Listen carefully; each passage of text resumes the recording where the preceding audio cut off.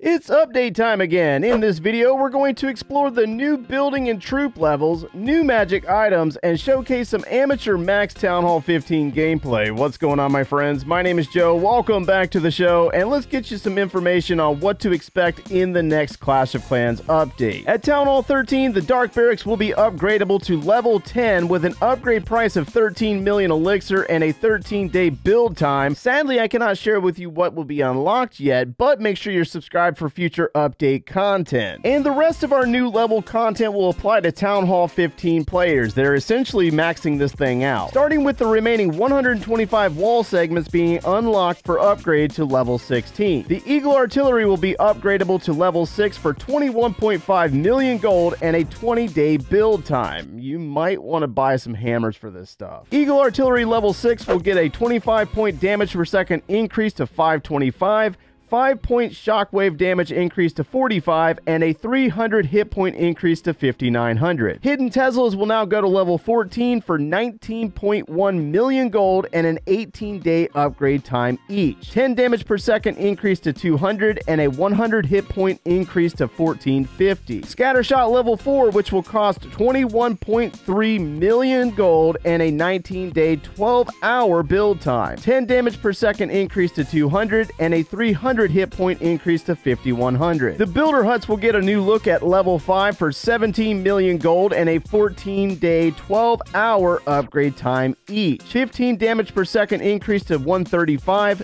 10-point repair per second increase to 80, and 200 hit point increase to 1,800. And then there will also be a new level for the Seeking Air Mine and the Giant Bomb. The Laboratory will also see a lot of action over the next couple of months, with 10 new levels on troops. Looks like we got 2 new spell levels, 2 siege machine levels, and then once we get into the heroes, oh my gosh. Starting with the new Goblin level 9, which will receive a 10-point damage per second increase, which also unlocks a new level of Sneaky Goblin in the sauna. The P.E.K.K.A. will now go to level 10, receiving a 70-point damage per second increase and 500 additional hit points. The Valkyrie level 10 will get 15 points added to the damage per second stat and a new level of Super Valkyrie in the sauna. Although I only know a few people that actually use the Valkyrie, so I'm very interested to see if it starts to get used more. The Healer is going to level 8, which will add 4 more points of troop healing and 3 points to hero healing, which should help the Queen Charges survive a little longer. The Dragon will be getting a new look at level 10 with a 20-point damage per second increase and 400 points of additional HP. With this new level is also a new level of Super Dragon for Town Hall 15 players. The Hog Rider has dyed his hair again to blue at level 12 with a 13-point damage per second increase, and we will likely see a lot more of him in competitive gameplay. The Bowler will now go to level 7, and with this increase is a new level of Super Bowler, of course. Baby Dragon will also see a new visual appearance at level 9 plus 10 additional points of damage per second and a new Inferno Dragon level in the sauna. And lastly, the Yeti will now go to level 5 with an additional Yeti Might Spawn Edition, and the Ice Golem will increase to level 7, adding 0.5 seconds of freeze time when destroyed. The Clone spell will now go to level 8, which will have a clone capacity of 42, and the Skeleton spell goes to level 8, increasing its skeleton count to 19. The Wall Wrecker will gain 50 more points of damage per second and 500 hit points at level 5,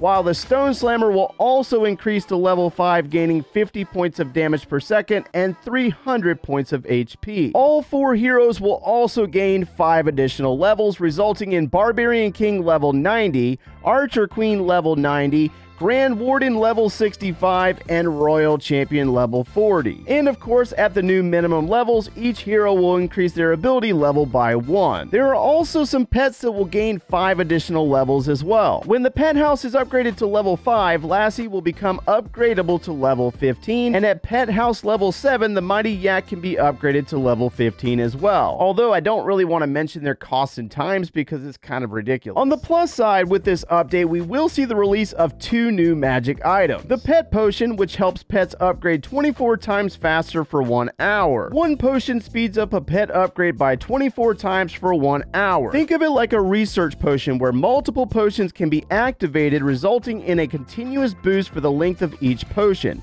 5 potions equals 1 hour of 24 times faster upgrading for each potion, or 5 potions equals 5 hours. Technically, these effects do not stack. The next magic item is called the Builder Star Jar, which makes your star bonus available in the builder base. Basically, the way this item works is if you do not have a star bonus available on the builder base, you can use one Builder Star Jar to activate the star bonus. Item does not stack, and you cannot use more than one after star bonus activation. Essentially, you have to complete the active star bonus, at which point another star jar can be used to activate another star bonus. So if you use these magic items, technically you can get more value from your attacks, since it's so hard to get resources on builder base anyway. Also in this update, Clash will be introducing cost and time reductions for buildings, traps, troops, siege machines, and spells for players at Town Hall 12 and 13, with cost reductions as far as 25%, with an average of around 14% across all reductions. And honestly, if you're really interested in the statistical data of the reductions for those levels, I'll link the official blog post down in the description below for you to check out yourself, because it's a lot. All right, so like I mentioned earlier, it looks like with all these new levels that Town Hall 15 is complete when it comes to new additions. The only building here that did not get a level would have been the Air Sweeper.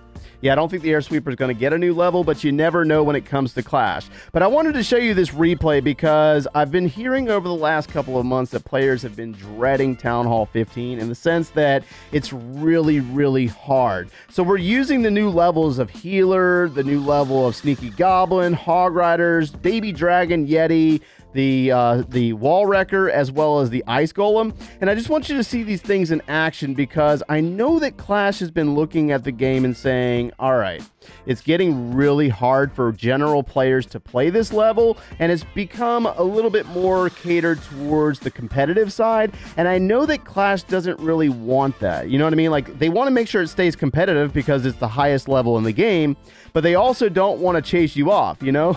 So we got the Wall Wrecker going in. It's being targeted by the Royal Champion. Baby Dragon up top looks really nice. And the thing about this attack is that I'm not a pro player by any means. I'm actually quite casual these days. So I have a good idea on what I'm doing, but sometimes I'm just like, just dropping stuff, you know what I mean? Just hoping for the best. So we got King and Queen working together. The Wall Wreckers over there dealing with the defensive clan castle troops, the Yetis that came out of there, as well as the Royal Champion. So Royal Champion's being targeted. We're going to freeze that single. Here comes the Hog Riders. There goes the Grand Warden on ground mode, and everything's going to work its way to the core of this base. And I want you to see these Hog Riders in action because they look really good. They're going against the Monolith, hit the Tornado Trap, and rolled into the Town Hall. The Town Hall falls. We use the Warden's ability, and then they're going to keep pushing. They're going to get through the Poison Bomb, taking on the Inferno Towers, and then come up out of that and go to the other side of the base. I mean, it doesn't look so challenging to where nobody can 3-star. If I can 3-star, I know that a lot of you guys out there can as well. I'm telling you, man, I'm horrible. I'm absolutely horrible. But straight up, Hogs are going to take on the rest of these defenses, and we're going to save that Queen's ability for the back end until she gets like stuck on a wall. The only problem here is that I ran out of time. I had one building left. I did have defensive clan castle troops, so it wasn't like I just came in here and was able to go against a base that was unrealistic. But let me know what you think down in the comments below.